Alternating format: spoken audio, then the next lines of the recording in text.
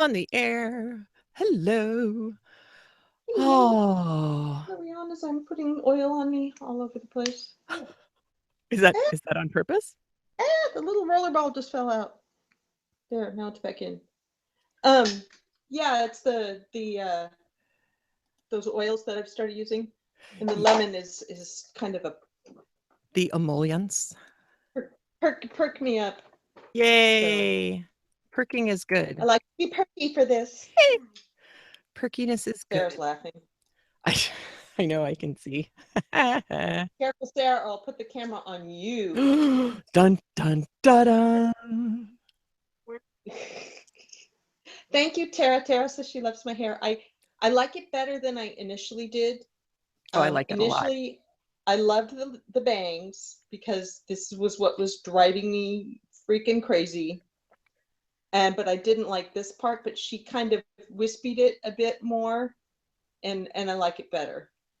And it always takes several days of playing with it to get used to how to do it. But I don't know. I'm kind of starting to think I need to go one extreme or the other. I need to be, at least shoulder length or longer, or else Super crazy short. real short, which honestly is not going to happen while Andrew's alive.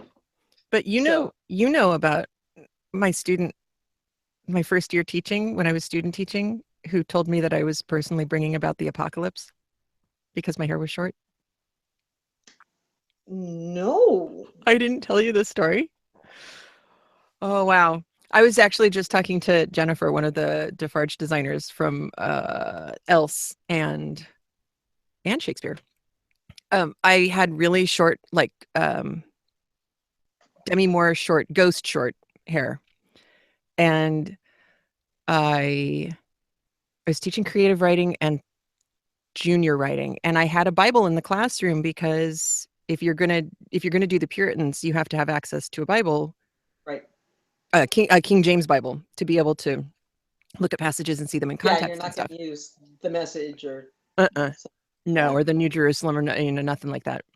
So this boy, out of the blue, probably my, I don't know, second or third week of teaching, raised his hand, and I called on him, and he said, "Did you know that you're bringing about the end of the world?"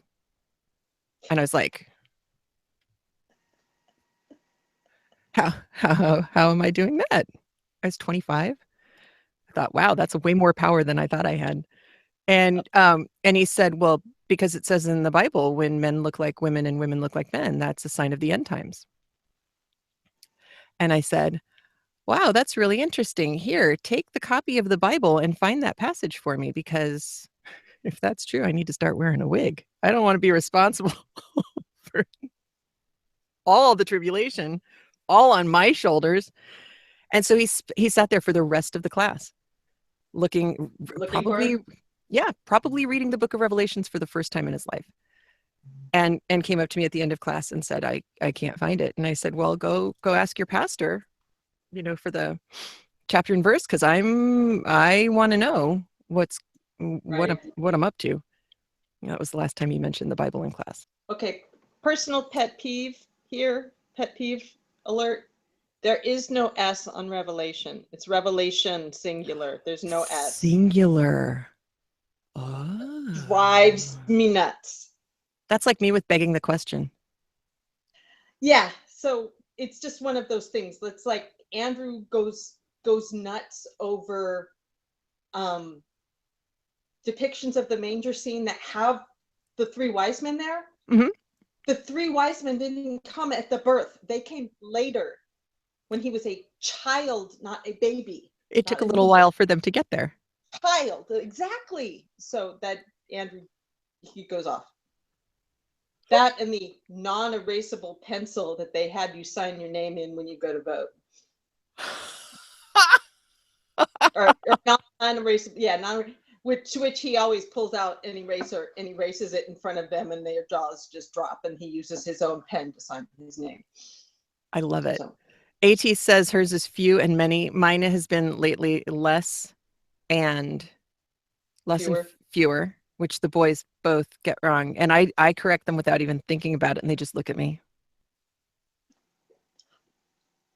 Trader Joe, I went into one Trader Joe's once where on the express line, it actually said, instead of 10 items or less, it said 10 items or fewer. I was like, woo! Can you tell this is the one right next to university? Woo! Yeah, somebody went to school and paid attention. Apparently. It's a wacky idea. And in fact, I got to represent. I could not drag myself into real clothes today. So I apologize for looking like Well, I had like to I'm working at because home. I didn't do all that stuff yesterday. So I had to today. I can't do 2 days in a row like that. That just No. I mean, I could do like slobby clothes 2 days in a row, but I can't do the no shower stuff 2 days in a row. Oh yeah. No, I showered. Except for camping, that's different.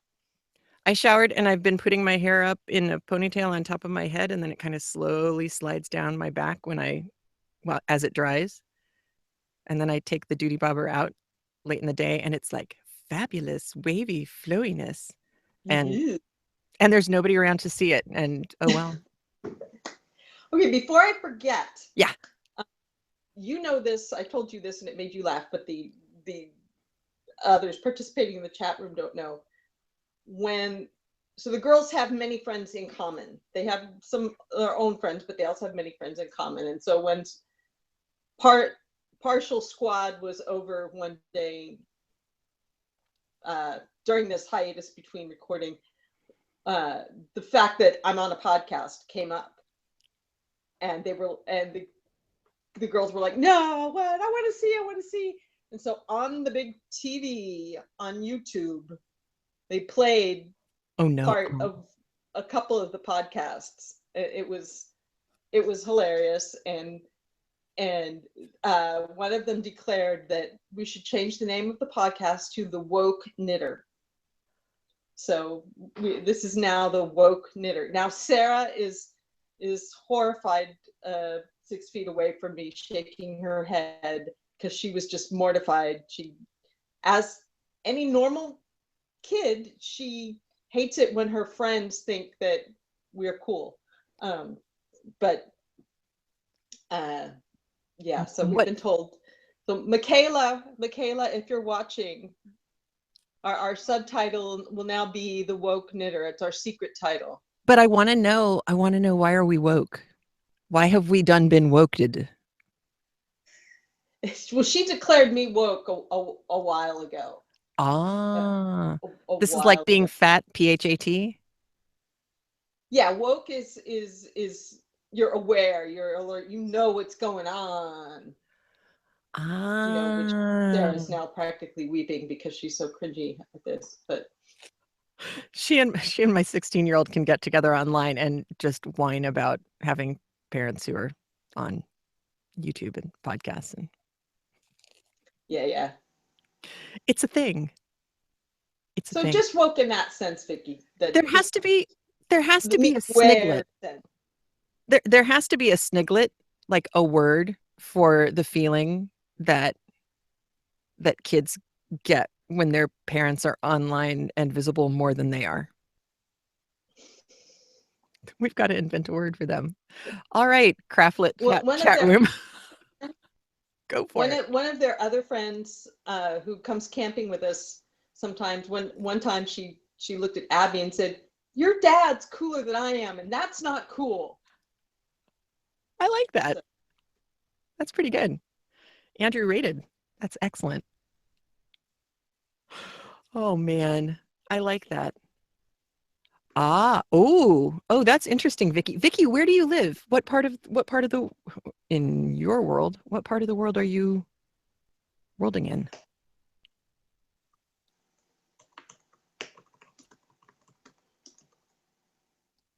I know now, dead air, the horror of dead air, but I'm very curious. That's really interesting. Vicki had said that in her world, woke connotes a very special kind of awareness of racial issues. And in Massachusetts, okay. That's really interesting. I remember driving across the country, all the times that I drove across the country since 2000 and, oh my gosh, since 1990. 1995, noticing in the 90s that the regionalisms were going away. And then by the time I was teaching in the city and stopped and then drove across the country again in 2003, that I found very, very few regionalisms left, even in slang, because kids were all watching at the time MTV and stuff. So wow, that's mad cool, yo, Vicky. See, So I'm Vicky down with says it that. was a very high compliment that a a non-lily white person, someone not lily white like me, called me Right. woke. So That's very cool. Or as I used to do in the classroom, just to make the kids fall into hysterics, I would do this and say, "I am down with that, yo." I think it's the glasses that sold it, but that did them in. And that was a great way to stop it when some kids were getting tense in right. conversations or schoolwork stuff, just to cut right through it with that. It always Yes. worked. Yeah. That Tara Tara's laughing hysterically too. Yes, laughter. Very good. And indeed. I haven't been particularly crafty, but I have some craftiness to share with you. And Tara probably already knows about this. Yeah, AT, it was my superpower. This is not going to open that way. Uh, my now 13-year-old, for one of his birthday presents, got a You got a dressmaker's test? dummy. Oh. This is a dress he started designing Oh, with wow. with a white t-shirt and what is a fitted sheet, because he was having Oh, trouble making pleats as pleaty as right. he wanted them to be.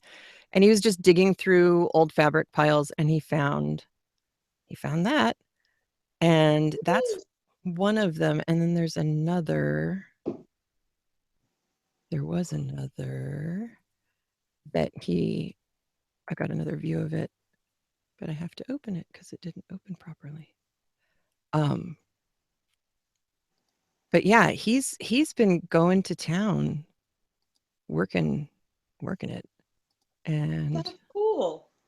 yeah, I was pretty surprised because he seemed, at first I thought, oh well, whatever.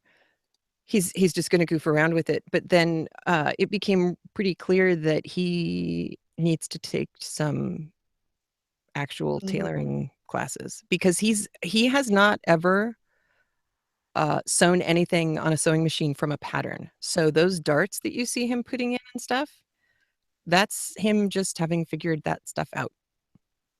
That's cool. His dress needs a front, though. Yeah, yeah. I think he's probably right now Unless he it's was for, Lady Gaga or something, but no, he was, I think what my he was style. what he was looking at was either, because he talked about both of these, either he was going to do an underskirt, which you can't see it, but there's some blue fabric hanging off the opposite side that he was starting to do an underskirt with, or he was going to go with the Wicked Queen in um, Once Upon a Time, where she has her leather pants on underneath all of her skirt fronts. Oh, I like that look. Yes, That it's very that's good. very Very, beautiful, tough chick. Yeah. yeah, very, very hip, very evil, very, very good. Um, Yes. But Angela Clayton, oh, thank you, Tara. Angela Clayton here on YouTube does pattern draping. Yes, yes, yes. Edwardian and Victorian dresses. I think he would be very, very interested in finding that. And yeah, Tara, he's 13. And he loves that you're following him on Instagram because he knows who you are.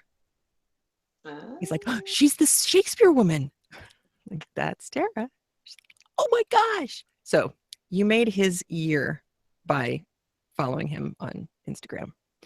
That was his other big I'm now 13 and therefore allowed to be on Instagram thing. I know. So the other thing that I thought I would share with everybody is, oh yay, thank you, Tara. It means a lot that he has some grown-ups following him. My mom gave me a gift for, I almost said Halloween. How do I do this? I say Christmas at Halloween time and Halloween at Christmas time. I don't know what that's about. I've been doing it my entire life. Her friend, Sherry, has a store in Tucson, Arizona, Cereza. Ooh, oilcloth. Yes, and this is the oilclothnicity that she made. This is my travel bag. Oh, cool. I love that print. I know, I have to click on the picture. So that is there we go, the oil bag. But she doesn't just stop there. She also adds a little clear pocket. A clear pocket with glitter in it.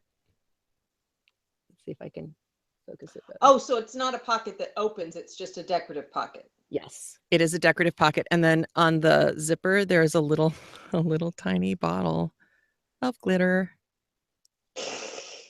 Because who doesn't need a little more glitter? Feeling fabulous. I know. So yes, if you're in the market for some really nice oilcloth, she did a great job on this. For one thing, the seams on the outside they're at least double stitched, if not more. But she also does the cut bottom, so it's a rectangle that's been seamed on the inside, and it's lined on the inside as well. And so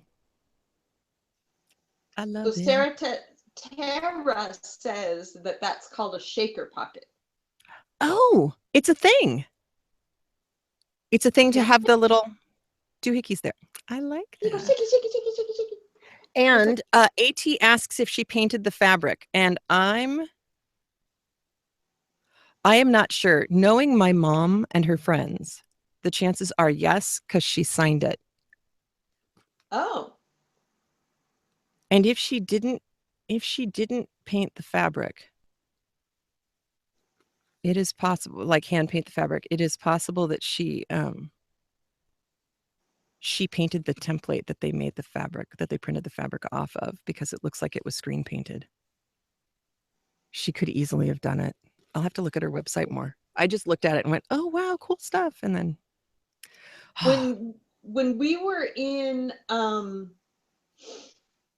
Mexico in 2008, I don't know, it was when I was still fat, for our friend's 40th birthday and sailing trip and stuff. When we were staying in one place, I hooked up with a knitter, sailing knitter, and she took us around on this bus tour of this town and stuff. But we went to the store that had fabric and a little bit of yarn. But they had, in Mexico, a lot of people make their own curtains and tablecloths and all that stuff. So there were giant rolls of oilcloth. Different prints. And if it had been practical, I would have loved to have gotten some to make some tablecloths. But when you're going to be staying on a little catamaran, 4 people, you don't take more than you absolutely have to. Yeah, that seems like a bad idea. Or you could wrap yourself in the oilcloth on the catamaran and stay dry. That would have only been practical during the rainstorm. Otherwise, it was just too hot. We had 100-degree days out there on the water, and it was. You don't want to wrap yourself in oilcloth. You didn't want to wrap yourself in anything. The only reason you wrapped yourself in anything was because you were in mixed company. You were with someone other than just your husband. Right. Yep. But yeah, that's what the oilcloth makes me think of. And I would love to have an oilcloth tablecloth for my dining room table. Where in Mexico were you? I was afraid you were going to ask that. Did you fly or drive? We flew down And so we did 2 different trips. One was when he first bought his boat. He bought it in Puerto Rico and sailed it down and through the Panama Canal and all the way up and around. No. And we went for one leg of that, where we flew down. We took the boat, then we took a bus from Guaymas to the Phoenix airport. And then the second trip was for his 40th birthday. This is when our friend Sean was living on the boat. And because he has the kind of job where as long as he is near an international airport, he's fine. He can live anywhere. Right. So he was living on the boat, and we met in, I want to say, Puerto Vallarta,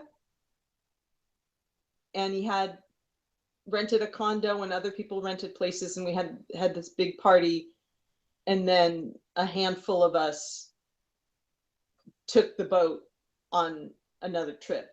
And I think that was the trip that ended at, there we went to Cabo.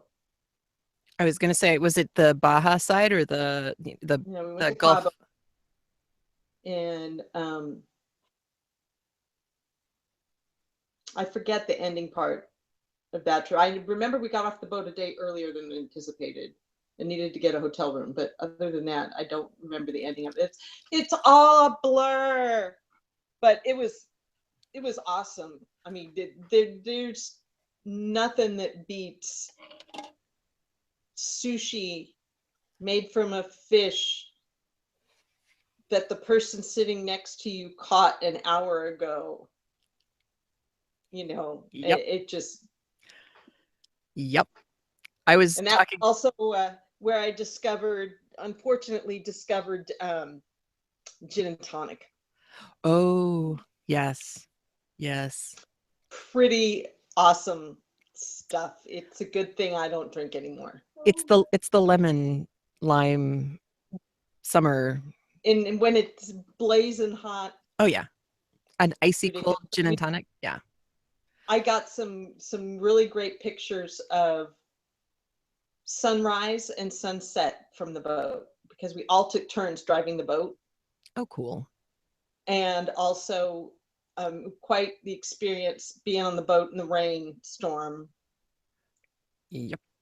And we saw sharks. We saw killer whales. Wow. That was pretty amazing. And we saw dolphins that seemed to think they were in a Disney movie because they were going like this and like this in front of the boat, just a whole, like a dozen of them. They are such going goofballs. Like this, like they were in a Disney movie. It was amazing. That was my favorite part about my last year at UCLA. One of the guys who was an MFA. He was an MFA designer, and he lived illegally, I'm sure, lived on his boat down in, it wasn't Manhattan Beach. It was Mission Bay, Mission Viejo. I can't remember. Oh my gosh, I can't remember. But it was the place where you could put a boat. It was the bigger marina down there that they film. It's near Venice. And he lived on his boat. So every Sunday we'd show up at 10 o'clock with beer and potluck food, and 12 of us would pile on, and we'd just go out. And it was such a great way to spend Sundays in Southern California, just get away from the traffic and all the crazy and the stupid. Oh, I bet. But we got becalmed one day, and it was awfully hot. It was, I mean, we were, salt water is refreshing until you're not in salt water, or conversely, salt water is refreshing unless you've been in salt water for too long. And then you just start to feel the salt caking and you've all got over you. The sun reflecting off the water. Oh yeah. Oh, it's awful. And we must have been stuck there for 4 hours, not moving at all. And we didn't have enough gas to make it all the way back. you need to have enough gas to get in through the marina, and you have enough gas to get yourself out of trouble, but it was a small engine. So Right. we took turns having half of us sit on the boat and the other half of us went in the water, and we kept the the life preserver ring out in the water on the rope just in case the wind kicked up. But we were out there, and I don't know, maybe an hour into us taking turns getting in the water, the seals showed up, and Oh, they were just nosing around, kind of curious, and following them were the dolphins, which we'd seen before. Like you say, once you're out far enough away from all the crazy and the stupid and the loud, they're just having a ball. But they were curious. I mean, they didn't get close enough for us to touch, but we were in the water with dolphins. It was awesome. It was oh, almost as cool as illegally getting close to elephant seals when I didn't know that you weren't supposed to do that. oh, right. I remember that story. And my crafting saved the day. At the front of the catamaran, between the two parts that I'm not even going to try to remember what they're called because I will get it wrong. Pontoony part? Sean will just know from Boise, Idaho, even though he doesn't watch. He'll know if I say it wrong. You'll feel Between it. the two floaty bits, at the front, there's a mesh. They call it the tramp, short for trampoline. Yeah. And there was a hole, and I had a crochet hook and cotton yarn, and I fixed the hole. And they stopped teasing me about my crafting on the boat when I fixed the tramp. Well, yeah. So, because you worked it. yup. Work. That's awesome. And Tara came up with our word. I see it. Mortified. When you utterly embarrass your teenagers by being on social media. I like it. That's very cool. Mortified. Yes. And that is what I do regularly. Oh, yeah. I make it my business. Constantly. Yeah, it's true. Well, I did more work when I was going back and forth to Belgium. I did a little bit more work on my Canucks, my mittens. Oh, uh-huh. Which is great, but the slow going. I haven't done much. When you have to do the same thing 10 times. I don't mind that one, like the fingers, because the fingers go real fast. It's not like socks. It goes super fast. And I have them 2 at a time on the 2 circs. I have to pick it up, and I have to remember where I was, and I have to count, and I have to make sure that I'm decreasing in the right places, and I'm kind of yeah, I know, the world's smallest violin. Yeah, I know. Well, what about you? I don't have a whole heck of a lot. And I blogged this, but not everybody here reads the blog. So I did make a tiny bit of progress on the Madeline Tosh socks, which I just love this yarn. That is so pretty. Just so pretty. And I can't show detail on this, but this red blob and the camera just doesn't do justice to the red yarn. Mm-hmm. That's true. I can show it. I'm watching the delayed show on. Oh, that's really, really a good idea, because then you'll know to see. The top of it is good. It's pretty close, but the color is called chili pepper. Oh, cool. But it's just this amazing lipstick red, lace weight, silk and merino, Cascade Forest Hills. I'm finally doing the samples for that 3 pattern ebook. This is the one where it's a Mobius, garter-based Mobius lace where I got all like within a couple of rows of the end, and I found a mistake 13 rows back, 13 rounds back. And there was no way I was going to tink over 1,000 stitches on the Mobius in lace weight. No. So I got mad and set it aside for months and then frogged it. And then was so mad at myself I didn't touch it for a long time. So I just made the two others. So now I'm finally doing the samples. So that's the Mobius one. And I just love the red, and it's not coming off on my hands or anything, which is good. I mean, you would hope it wouldn't, but sometimes red. Yeah, reds are always tricky. That reminds me, I have I haven't laundry washed it yet, but as Elf from Redfish Dye Works, I heard her say once, all reds will run, some reds will always run. Ooh, I thought she was going to say some reds will run more than others and go all Animal Farm George Orwell on me, but that's true. There are some reds that will always leach, no matter what. No matter what.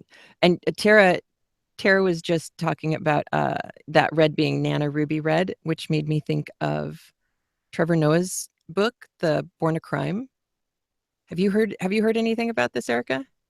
Mm. So Trevor Noah was born in South Africa during apartheid. So he was born in 1984. Oh, right. Because he's a baby. Yeah. So he was born in 1984, so it's still illegal. His father's Swiss. His mother was not Zulu. She's the other tribe that has the in it, and I can't remember how to. I can't. Well, I can't do it at all, but I can. You can't speak a click language? No, I'm not clicky. What is wrong with you? I know. It's a moral failing, clearly. I'm so disappointed in you. I know. Get with the program, Ordover. But I've been listening. I'm probably an hour and a half in, and I am so in love with the way he tells stories, number one, but also with his family and just with him, because I can't imagine being born in the situation that he was born into or growing up the way he grew up and not coming out of it bitter and angry and full of rage because I would. But he's not. He's just a great storyteller. And his stories are things that we have never heard, ever. Especially because it's someone who got out. You know, it's not like Biko or Cry Africa or any of the movies that were movies about apartheid. It's just he's just a kid who was growing up, who kind of slowly figured out that things were a little odd. But he also does a really good job of explaining the inside of the politics, which I never heard the inside. Well, yeah, there's always an inside. There's always another side to it. Yeah. And the benefit of listening to the Audible version is that he pronounces everything for you. So pronounces it correctly. Yes, that too. And his Americanization, but correctly. His stories about his Nana, I thought, oh my gosh, I'll bet you money everyone old enough to have had a grandparent who was really old remembers moments like his moments with his very blind but very, very with it 98-year-old grandmother when he was a little kid. It was awesome. Just awesome. It's funny. Oh, that's cool.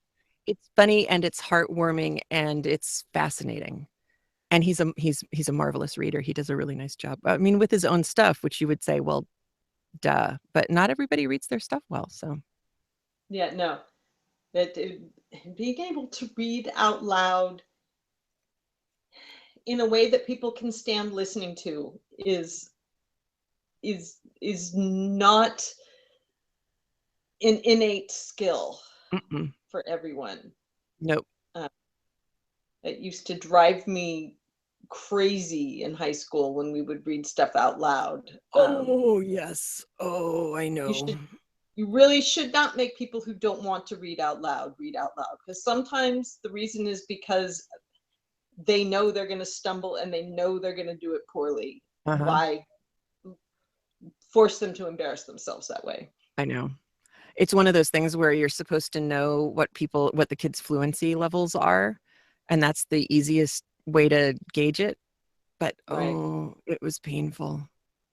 Mm-hmm. It's painful as a teacher because you don't want to make them miserable, but you also don't want to go, okay, that's enough, and embarrass them that way. And it's just awful. It's awful. And Tara, you know what's wrong with people these days? No one sits on the porch and snaps green beans with Granny anymore. Yes, I agree. When we did Our Town, I had to sit on the porch and mime snapping peas, taking the thread off the piece for hours. Not that I'm bitter, just that I know how the green bean things go.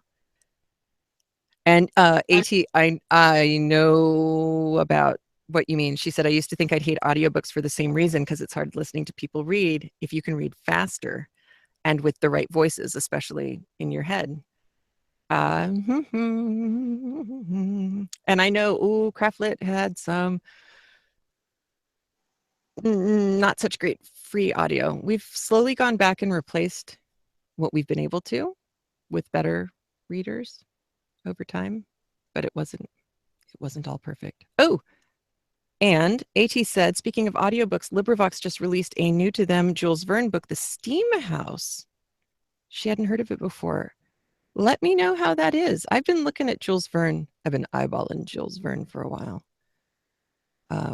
He's on my list. He's a really interesting, he's positioned very interestingly in time too, because H.G. Wells makes a lot of sense. He's kind of right up there with Stoker at the end of the millennium. Stoker and Wilde and H.G. Wells, they're all writing in the 90s. Oh, well, and the guy who wrote Jerome K. Jerome, who wrote Three Men in a Boat, we're all writing at 1896. But Jules Verne is way earlier, like 1870, 1860, which puts him up there with Wilkie Collins and Dickens. Just to, try and put that in your mind, because that's when the ironclad ships, there were ironclads in the Civil War, so 1860 to 1865. But Jules Verne was way out front. Those crazy Frenchmen were way out front of everybody else at the time. And they sounded like Steve Martin and Dan Aykroyd, is what they did. They were wild and crazy guys. Who are supposed to be Czechoslovakian, I think. So I don't know what that was about. Crazy Czechoslovakian brothers. Hello, American foxes. Do you know, my favorite thing to do was doing teaching grammar by using Steve Martin's Wild and Crazy Guy album, because he has the part where he's talking about being a writer and how he really likes to write, and he lists all of his books, and then he gets to one and he says, and this book was really important for me because this is when I started to use verbs. And if I ever get the chance to, I'm going to kiss that man on the mouth and thank him for making philosophy funny and not scary, and for making grammar and all of the mechanics side of things not funny. Yes, let's get small. Oh my gosh. Talk amongst yourselves for a second. Uh-oh. All right. So what other Steve Martin things are on that album? Everything's on that album. His philosophy thing, where he gets cursed for saying proof of nice faith and faith without belief is just pure empiricism, and he just riffs on all of that stuff. And I wasn't afraid of those words anymore. I don't know how old I was when I listened. And Toshi's here. Hello. We get you for a little bit before you have to head out. Oh, the one about throwing up on the money ticket. Yep. Is that like when I had self-defense in PE class and she said, do anything to get him away from you and gross him out. If it means peeing on him, whatever. Yes, barf on him. Yeah. That'll work. So on that lovely note, yes. So what was the philosophy book? So-and-so and so-and-so walk into a bar? Oh, Plato and a platypus walk into a bar. Plato and a platypus walk into a bar. Mm-hmm. Okay, so I have that such and such and such and such walk into a bar stuck in my head associated with you, right? Right. So working for the world's biggest and first biopharmaceutical company, Andrew gets free t-shirts a lot. Uh-huh. And he came home with this one the other day, or a week or two ago.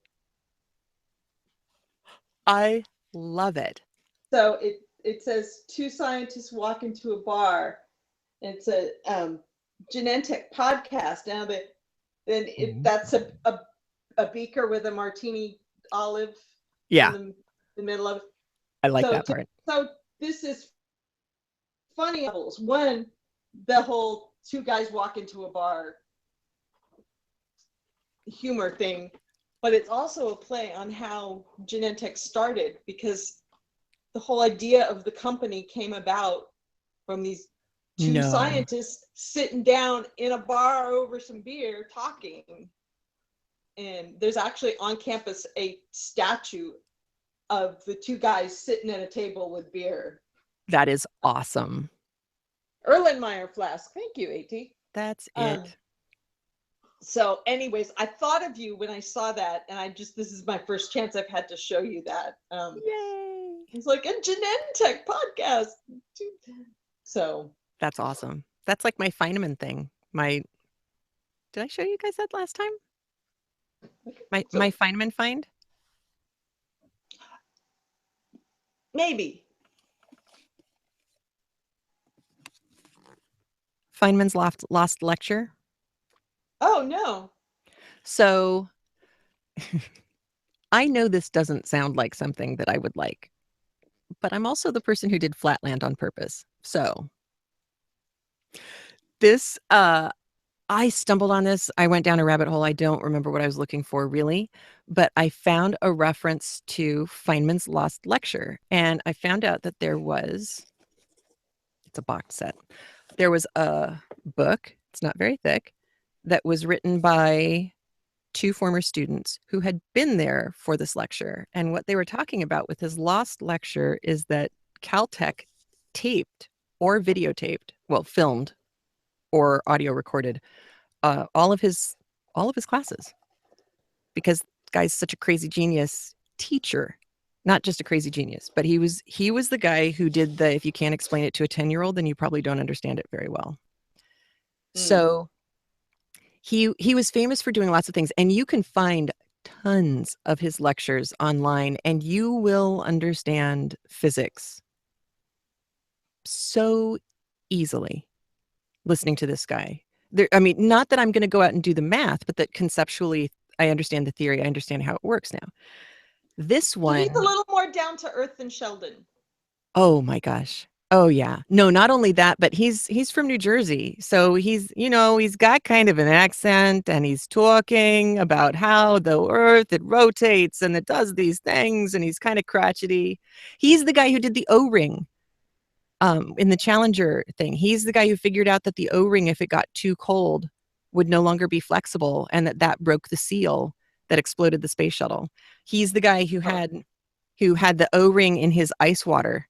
He asked for a cup of ice water. They brought him regular water. He's like, no, I need a lot of ice. And he's doing this while all the mucky mucks are talking, because he was the wild card that they brought onto the commission. Right. And he just was soaking the O-ring in his ice water so that when it came time for him to talk, he said, well, I think this probably has something to do with it. Snap.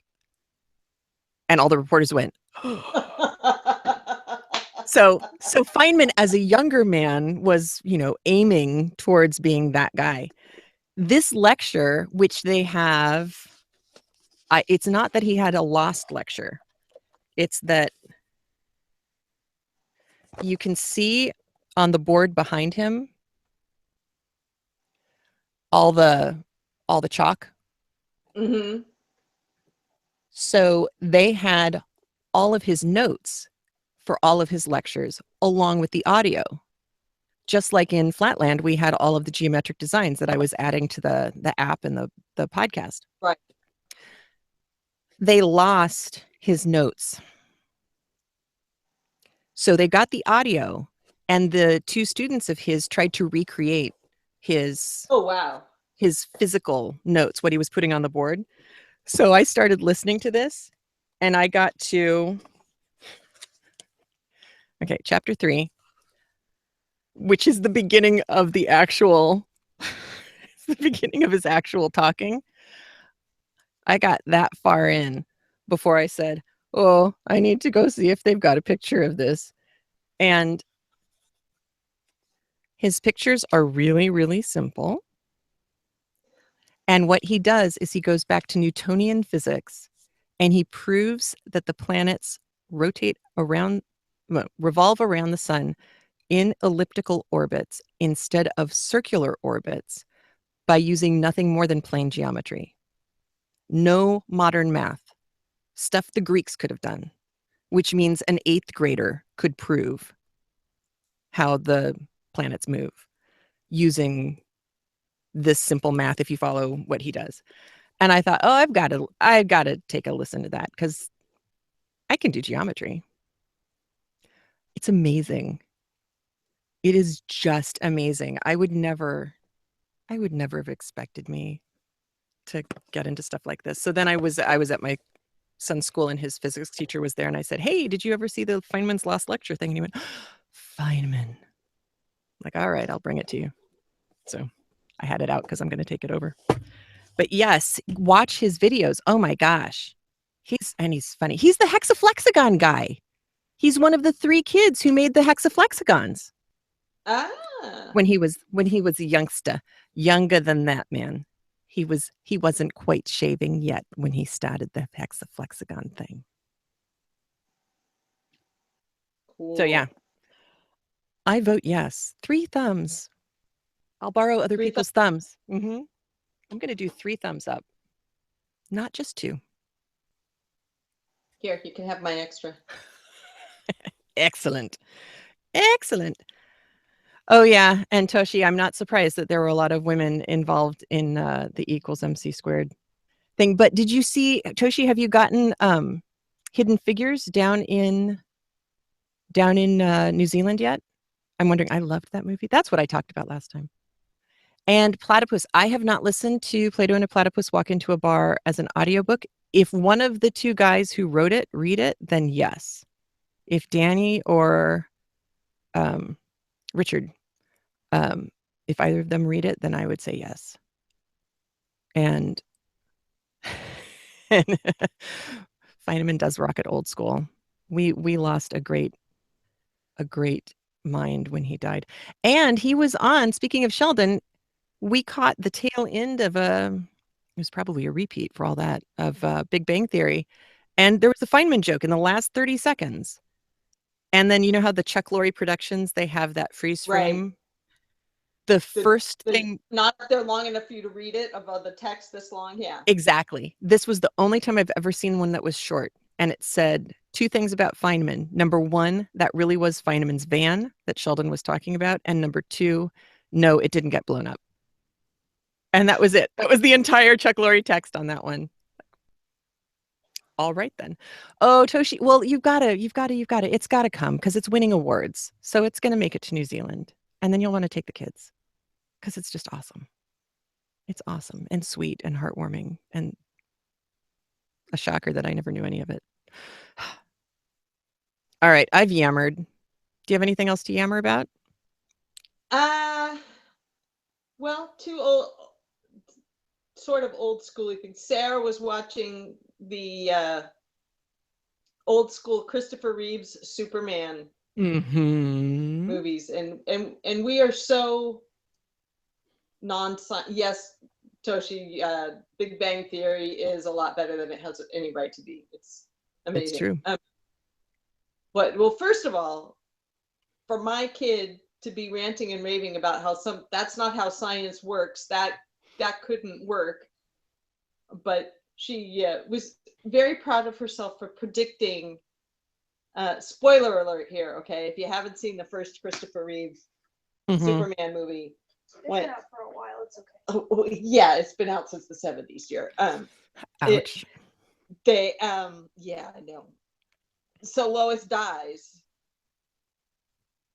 and Sarah at first is like, "Oh, she's okay, she's fine." And no, she's not. Just watch. And she's watching. She goes, "Well, what's he gonna do?" And then she goes, "I bet he's gonna fly around the world so fast it turns the world back and goes backward in time." Kid was right. She was right. Yep. They've used that so many times in the comic books. Since Flash does it, Superman does it. Basically, anyone with super speed has done it at least once. how long ago? Written after or before? Like, I think both. I was curious if they had pulled that out of, at the time, if they had pulled that out of comics or if they had just used that trope since then. And I agree about series of unfortunate events. Yes, Sarah's giving the big. Oh yeah, Neil Patrick Harris. It's like he's playing an ugly version of Dr. Horrible. Abby didn't like it at first. She read all the books. She the first episode she had a hard time getting into, and then it got better. And Abby's criticism was that she felt like it was Neil Patrick Harris playing Neil Patrick Harris. Oh, I thought he was playing Dr. Horrible. Yeah, instead of playing Count Olaf. Yeah.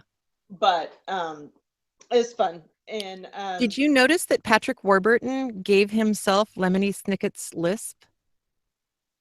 No, I did not. I don't know if he maintains it the whole time. I've only watched the first couple, but Lemony Snicket has a funny little lisp. It's not hugely pronounced. Interesting. I didn't notice that. Did you notice that, Sarah? Sarah didn't notice either. Watch his very first two narrations, especially the one in the tunnel, because that's a closer up one and you can see what he's doing with his tongue. It's amazing. Interesting. He's so talented. A little Patrick Warburton. And I will have my impressions of Hidden Figures for you next week. We're seeing it on Friday. A bunch of girls going together. Bunch of gals going together. The sisters are gonna go watch the sisters. I love it. Let me know what you think. Yeah. and now I've got Tara singing from Dr. Horrible. I know all the time. I need to rewatch it. I tried to watch it. We tried to watch Dr. Horrible one time, but we were having problems with the internet, and so we gave up. So I need to try again. And speaking of which, Felicia Day just had a baby. What? Yep, she just had a little girl. Her name's Calliope Maeve. Of course it is. Right, Calliope Maeve. Oh, good for her. And today is historic. Today is monumental. Today, Andrew turns 50. Wow. Yes, I robbed the cradle. You know what? You done good. I'm a cougar. I've said that about you for years. Did you hear Sarah go, ew? So we went out last night, and we're celebrating on Saturday with about 50 people at the local Indian restaurant. Oh, good choice. So I do that. I'm going to do that this year on Cinco de Tequila. Cinco de Tequila? You're going to an Indian restaurant on Cinco de Tequila? No, I'm turning 50. Oh. Yeah. Really? You're not allowed. Didn't you just turn 45? I feel like it.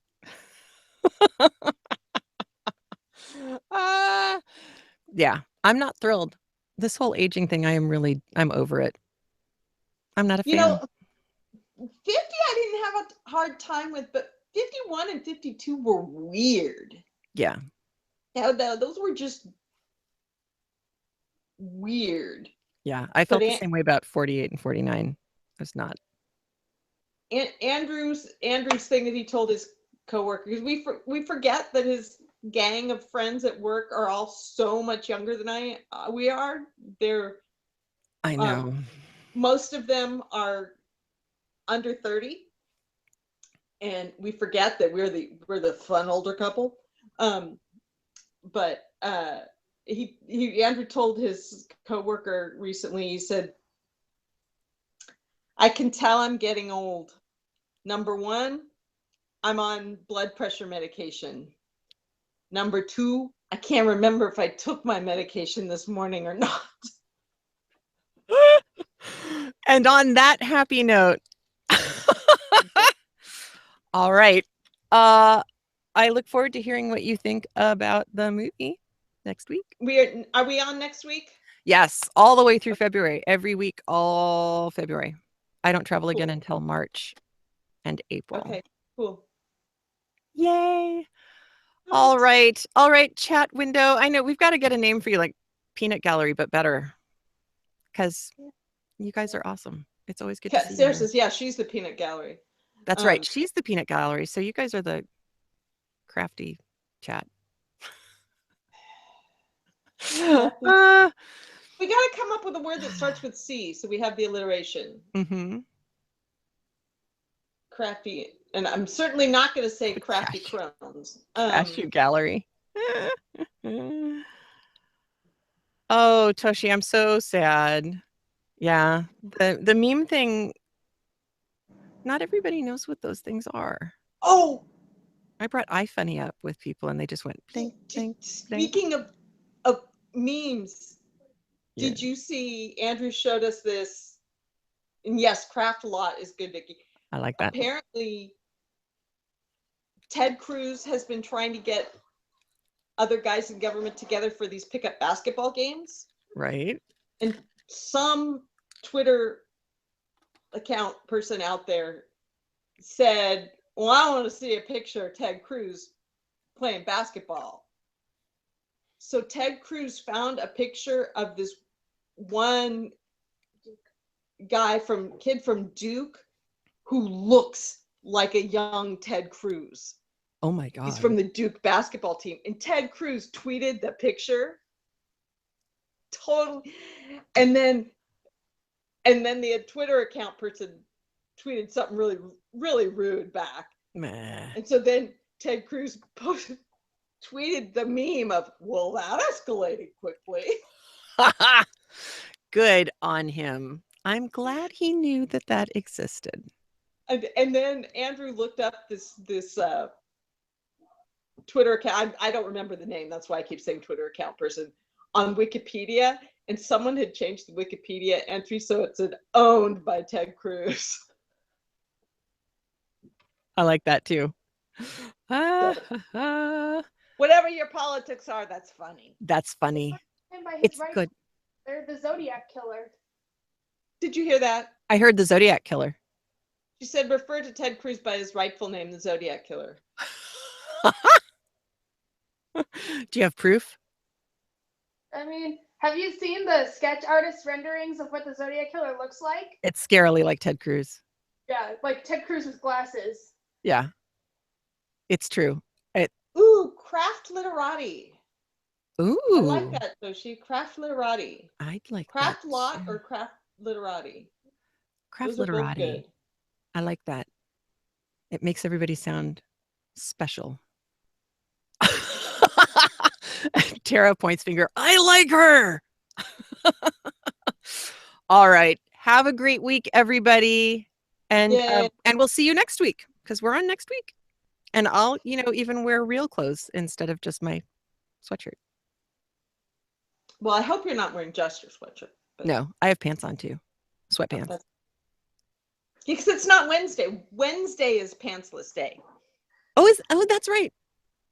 Excellent. I have to remember that more often. Former Lime and Violet listeners, Wednesdays are pantsless Wednesday. Reaching far back into the past, the murky past. All right. All right. Have good weeks. We'll talk to you soon. Bye.